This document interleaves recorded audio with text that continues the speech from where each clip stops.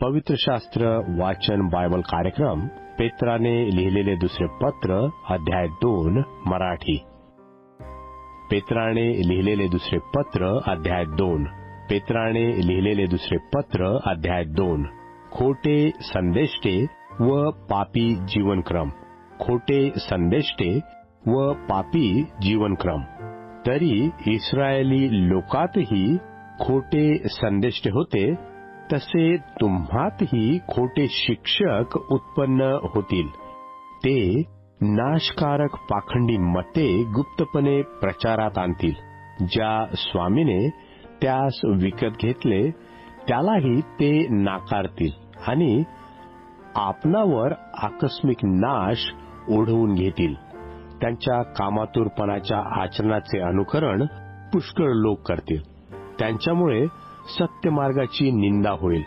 ते लोभाविष्ट होऊन कृत्रिम भाषणाने तुम्हावर पैसे मिळवतील. त्यांच्याकरिता नेमलेला दंड पहिल्यापासूनच विलंब करीत नाही.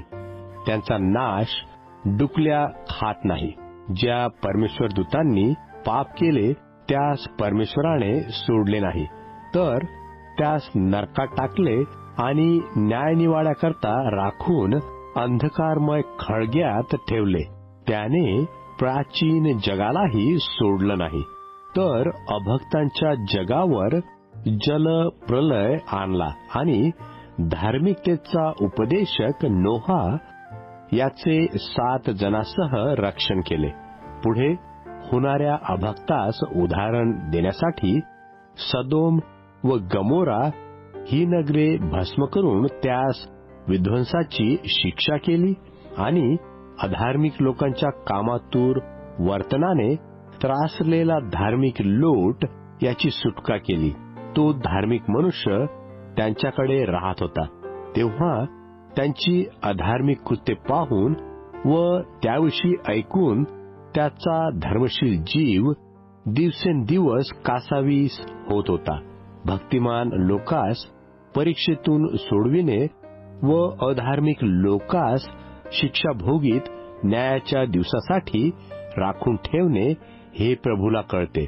विशेषतः अमंगळपणाच्या वासनेने देहोपभोगाच्या पाठीस लागणारे व अधिकार तुच्छ मानणारे यास राखून ठेवणे हे प्रभूला कळते.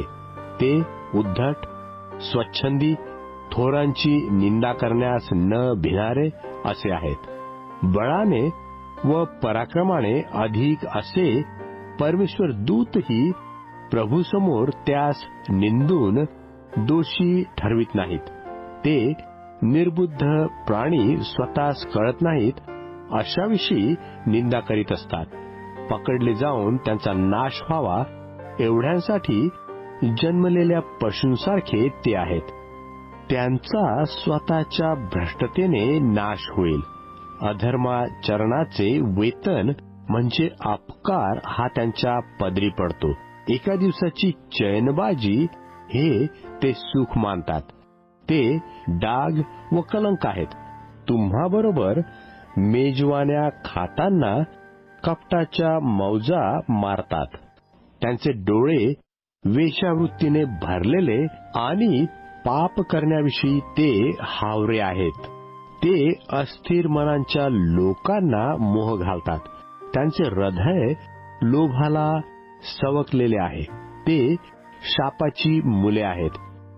ते सरळ मार्ग सोडून बहकले. बौराचा पुत्र बलाम याच्या मार्गाला ते अनुसरले. त्याला अधर्माचे वेतन प्रिय होते. त्याला त्याच्या उल्लंघनाबद्दल वाग्दंड झाला. मुक्या गाढवाने मनुष्यवाणीने बोलून संदेष्ट्याचा वेडेपणा थांबविला. ते जलशून्य झरे वादळाने उडविलेले धुके असे आहेत. त्यांच्यासाठी घनांधकाराची काळोखी राखलेली आहे.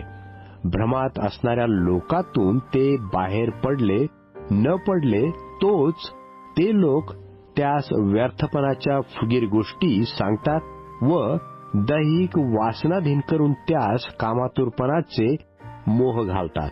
ते त्यास स्वतंत्रतेचे वचन देतात आणि स्वतः तर भ्रष्टतेचे दास आहेत. कारण ज्याने एखाद्याला जिंकून घेतलेले असते त्याचा तो दासही बनलेला असतो.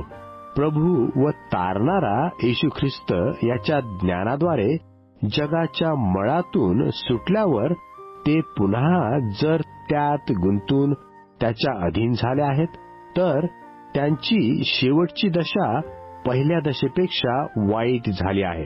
कारण धार्मिकतेचा मार्ग समजून आल्यानंतर आपणास दिलेल्या पवित्र आज्ञेपासून परावृत्त होणे यापेक्षा तो न समजणे हे त्यास बरे होते. आपल्या ओकीकडे परतलेले कुत्रे व गाळात लोळण्यास अंग धुतल्यानंतर परतलेली डुकरीण अशी जी खरी म्हण आहे तिच्याप्रमाणे त्यांची गोष्ट झाली आहे.